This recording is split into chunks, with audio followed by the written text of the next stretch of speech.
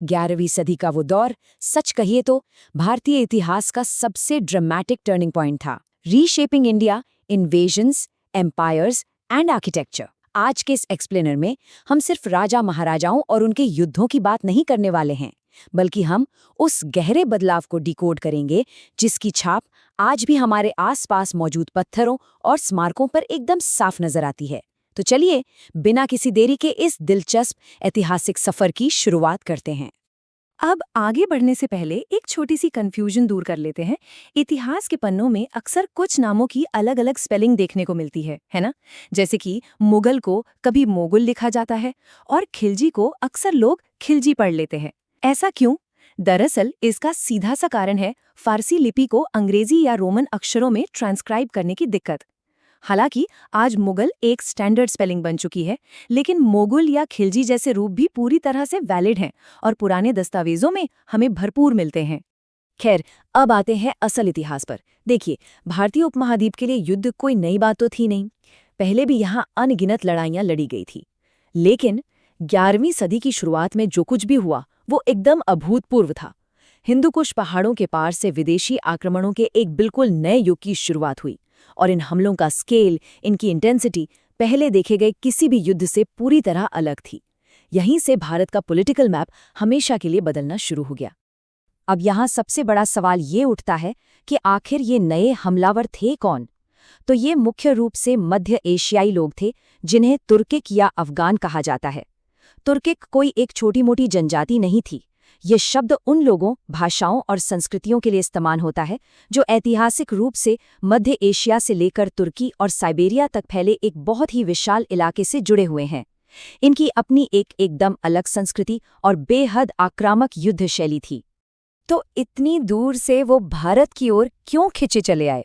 ऐतिहासिक दस्तावेजों के अनुसार इसके 3 मेन कारण थे। पहला, भारत की बेहिसाब दौलत और खजाने की चर्चा, जिसने उन्हें चुंबक की तरह यहाँ खींचा। दूसरा कारण था उनकी क्षेत्रीय महत्वाकांक्षाएं, यानी अपने साम्राज्य को दूर दूर तक फैलाने की चाहत।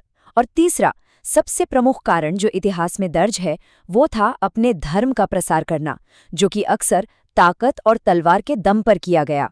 बस यही वो 3 ऐतिहासिक वजहें थीं जिन्होंने आक्रमणों के इस नए युग की नींव रखी। जरा 13वीं से 15वीं सदी के बीच के इस जियोपॉलिटिकल मैप पर गौर कीजिए। ये पूरा दौर कितनी भारी उथल-पुथल से भरा हुआ था। उस वक्त सीमाएं कोई परमानेंट चीज नहीं हुआ करती थीं, वो लगातार सिकुड़ रही थीं और फैल रही थीं। दिल्ली हो, जौनपुर हो, मालवा हो या फिर दक्षिण का इलाका, हर जगह सत्ता लगातार हाथ बदल रही थी। ये निरंतर होने वाले बदलाव हमें साफ दिखाते हैं कि कैसे अलग अलग समय पर अलग अलग शक्तियों ने इन हिस्सों पर अपना कंट्रोल बनाया। और ये सत्ता कितनी टेम्परेरी हो सकती है, इसका सबसे बेहतरीन उदाहरण है तुगलक और लोदी राजवंश। एक तरफ 1335 ईस्वी का वो वक्त देखिए जब तुगलक राजवंश का साम्राज्य अपने चरम पर था, कितना विशाल। और फिर उसकी तुलना 1 सदी से भी कम समय के बाद 1479 ईस्वी के लोदी राजवंश से कीजिए। उनका साम्राज्य एकदम छोटा और सिमटा हुआ नजर आता है। ये इस बात का एक बहुत ही पावरफुल रिमाइंडर है कि इतिहास में कोई विशालकाय साम्राज्य भी कितनी जल्दी ताश के पत्तों की तरह एक छोटे से इलाके में सिमट सकता है। लेकिन रुकिए, इतिहास सिर्फ उत्तर भारत के साम्राज्यों की कहानी तो नहीं है। जिस वक्त उत्तर में दिल्ली सल्तनत अपने पीक पर थी या फिर टूट रही थी, ठीक उसी समय दक्षिण और पूर्व में कुछ और ही चल रहा था।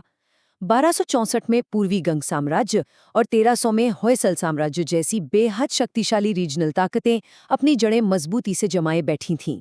ये बात एकदम साफ कर देती है कि भारत का ऐतिहासिक परिदृश्य हमेशा से मल्टी लेयर्ड रहा है, जहां एक ही वक्त में कई बड़े पावर सेंटर्स काम कर रहे थे।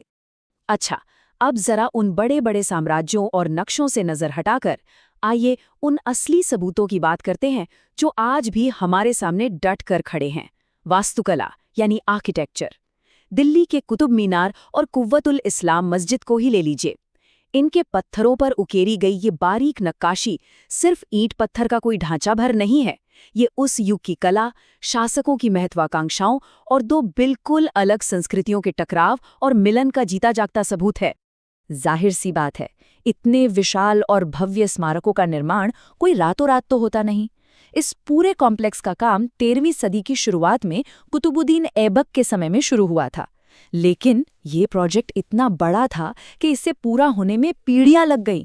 इसे बाद के सुल्तानों ने धीरे धीरे करके पूरा करवाया। आप कह सकते हैं कि ये इमारतें वक्त की एक टाइमलाइन जैसी हैं, जहां हर सुल्तान ने अपनी ताकत और अपने दौर के निशान इन पत्थरों पर हमेशा के लिए छोड़ दिए हैं। अब इस नंबर 27 पर एक नज़र डालिए। बस एक पल के लिए रुकिए और इस नंबर के ऐतिहासिक वजन को महसूस कीजिए। इतिहास के पन्नों में ये कोई मामूली सा गणित का अंक नहीं है, बल्कि इसके पीछे एक बहुत ही गहरी और सच कहूं तो काफी जटिल कहानी छिपी हुई है। आइए समझते हैं कि आखिर ये नंबर इतना अहम क्यों है। दरअसल ये नंबर हमें आर्किटेक्चर और जीत के बीच के उस गहरे कनेक्शन के बारे में बताता है।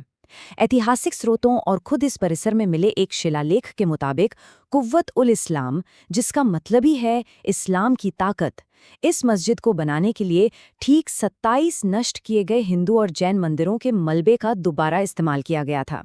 उन पुराने मंदिरों के नक्काशीदार पत्थरों और खंभों को सीधा मस्जिद के ढांचे में फिट कर दिया गया। और हैरानी की बात यह है कि उनमें से बहुत सी चीज़ों को आज भी वहाँ साफ देखा जा सकता है। ये फैक्ट उस उथल-पुथल भरे दौर और सत्ता के हिंसक बदलाव का एक बेहद ठोस और ऐतिहासिक प्रमाण है। तो इस पूरे एक्सप्लेनेयर के अंत में हम एक सबसे बड़े सवाल पर आके खड़े हो जाते हैं। हमारे इन स्मारकों के ये पत्थर इतिहास के इस लगातार बदलते हुए परिदृश्य के बारे में हमें असल में क्या बताते हैं? देखिए, ये पत्थर सिर्फ मूक दर्शक नहीं हैं, ये हमें इंसानी महत्वाकांक्षाओं, भीषण संघर्षों, विनाश और फिर से हुए नए निर्माण की कहानियां सुनाते हैं। ये हमें याद दिलाते हैं कि इतिहास सिर्फ किताबों में ही कैद नहीं होता, बल्कि वो हमारी धरती, हमारी इमारतों और उन पत्थरों की परतों में भी दर्ज होता है जो आज भी हमारे सामने मौजूद हैं। इस एक्सप्लेनर में हमारे साथ जुड़ने के लिए बहुत बहुत शुक्रिया। उम्मीद है आज की इस चर्चा ने आपको ऐतिहासिक इमारतों और साम्राज्यों के बनने बिगड़ने को देखने का एक बिल्कुल नया नजरिया दिया होगा।